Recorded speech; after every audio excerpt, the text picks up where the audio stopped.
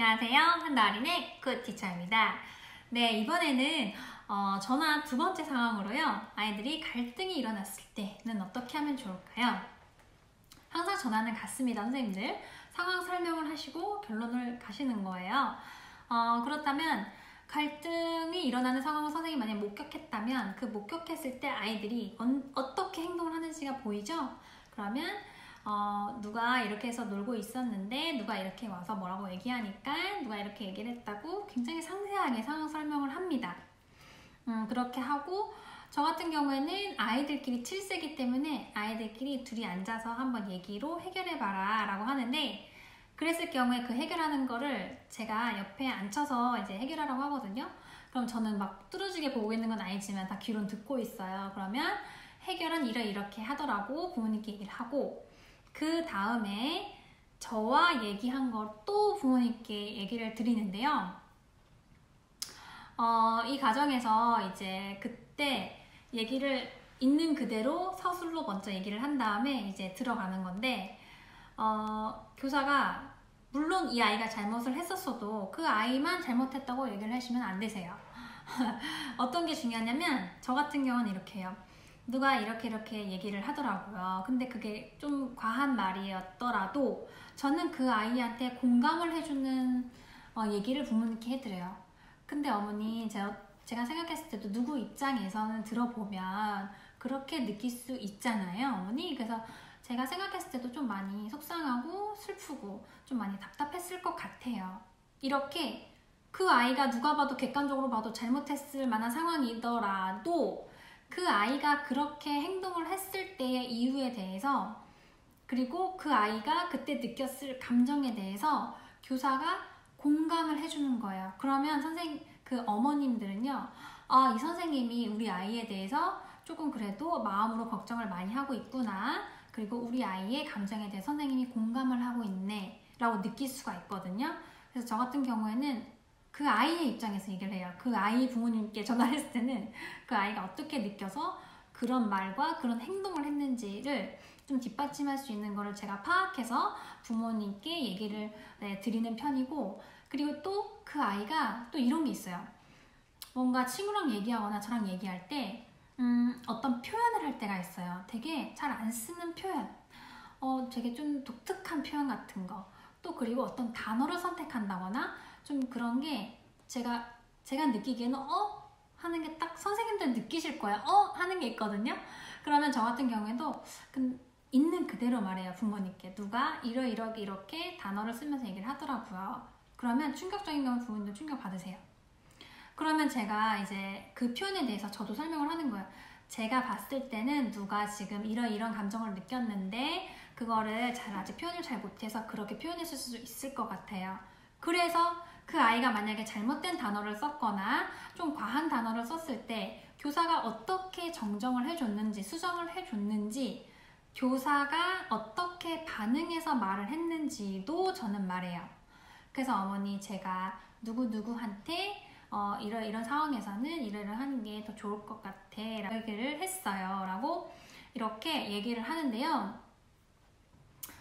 그 다음에 이제 상황 설명이 이렇게 해서 다 끝나면 저희가 관찰할 때도 애들 분석을 쓰잖아요. 그런 것처럼 분석을 하는 거예요, 아이를. 이 아이가 아까 제가 얘기한 대로 어떤 감정에서 그런 말을 했고, 그리고 평소에는 어떤 모습을 보이는데 매번 보이는 모습에서 이번에도 또 그런 상황이 생겼는지, 아니면 한 번도 그런 모습을 보이지 않았었는데 지금 처음 그런 상황이 생겼는지, 이런 것도 굉장히 중요해요. 그래서 만약에 선생님이 몇 번을 참으시다가 이제 그런 상황에 대해서 얘기를 할 수도 있고, 그랬을 경우에는 어머니, 제가 보니까 우리 수연이가 이런 상황에 대해서 굉장히 억울함을 많이 느끼는 것 같아요. 유독 그런 상황에서 조금 많이 짜증이나 화로 표현하는 경우가 많더라고요. 약간 이렇게 얘기를 들어가시는 게 좋고요. 네, 이렇게 해서 이제 교사가 충분히 그 분석까지 된 내용을 다 얘기를 했죠, 어머니께. 그러면 어머니 느끼시기에는 그래도 그나마 선생님이 아이의 마음에 대해서 좀 알고 있구나 라는 게 느껴져요. 그러면 이제 이 아이의 제일 중요한 그 문제점을 어떻게 수정할지에 대해서 이야기할 시간이 드디어 온 거예요. 부모님도 받아들일 수 있어요. 왜냐면 선생님이 무조건적으로 내 아이를 잘못만 했다고 이렇게 손가락질 하듯이 지적만 하지 않았기 때문에 이제는 부모님도 들을 준비가 되신 거예요. 그렇기 때문에 저는 그 얘기를 다 하고 나서 마지막에 얘기해요. 만약에 저랑 이 아이가 이야기를 해서 지금 갈등 상황이 잘 해결이 되었다면 저는 이런 식으로 지금 아이와 갈등 상황을 해결하고 있기 때문에 부모님도 혹시 가정에서 그런 일이 일어났을 경우에는 이렇게 혹시 같이 해주실 수 있으신가요? 부모님께 좀 도와주세요, 어머니. 좀 이런 식으로 하실 수도 있고, 어떤 경우에는 아이가 혹시 짜증을 많이 내거나 친구한테 화를 많이 내서 상대방 아이가 상처를 받았다, 뭐 이런 경우 있죠? 그런 경우에 물어볼 수도 있어요. 제가 뭐 분석이나 상황 설명을 하고 나서 부모님께 어머니 혹시 가정에서도 혹시 우리 수연이가 혹시 뭐 자기가 마음대로 안 되거나 그렇게 했을 때 짜증이나 화를 많이 내는 경우가 있나요? 이렇게 물어보고, 있다고 하면 부모님이 상황을 듣는 거예요. 그러면서 교사가 분석이 되겠죠. 이 아이는 그러면 이런 상황한테 조금 화를 많이 내는 것 같고 짜증을 많이 내는 것 같다는 게 딱 감이 와요. 그리고 그때 물어보는 거예요. 그때 어머님은 그럼 어떻게 하세요? 그때 어머님은 어떻게 대처하세요? 물어보고, 저 같은 경우는 듣고 나서 어떻게 하냐면, 이제 부모님이 그 상황을 잘 해결하고 계시다면 앞으로도 그렇게 저희 함께 같이 병행하자고 하고, 제가 교사로서 느꼈을 때는 이제 부모님이 그 상황을 해결을 잘 못하시는 것 같아요. 그랬을 경우에는 부모님을 다독거리는 작업까지 필요합니다. 왜냐하면 부모님도 화가 났으니까 그게 케어가 안 되는 거거든요. 그랬을 경우에는 일단 부모님도 공감해 줘야 돼요. 맞아요, 어머니. 저라도 맞아요, 어머니. 저라도 굉장히 지금 속상하고 힘드실 것 같아요. 그러시죠? 어머니 많이 힘드시죠? 많이 어머님을 공감해줘요. 왜냐면 어머니 그렇게 하시면 어떡해요? 그렇게 하면 안 되시고, 이렇게 하시면 지적하시면 안 되고요. 부모님도 얼마나 힘드실지 내가 그 마음이 이해가 잘 간다 라는 거를 굉장히 공감을 해주시고, 그 다음에 어머니 그래도 우리 수연이를 위해서 저희가 함께 이렇게 해보면 좋을 것 같아요. 제가 수연이랑 얘기를 해봤더니 이런 방법으로 이야기를 했을 때 아이가 잘 따라오더라, 또는 아이가 스스로 해결책을 제시하더라, 이런 거를 사례를 들어가면서 얘기를 하잖아요. 그럼 부모님이 우리 아이가 그러면 저렇게 하면은 우리 아이가 좀 말을 잘 듣는구나, 그럼 내가 한번 저 방법으로 아이랑 해봐야 되겠다 하고 부모님들이 많이 생각하세요.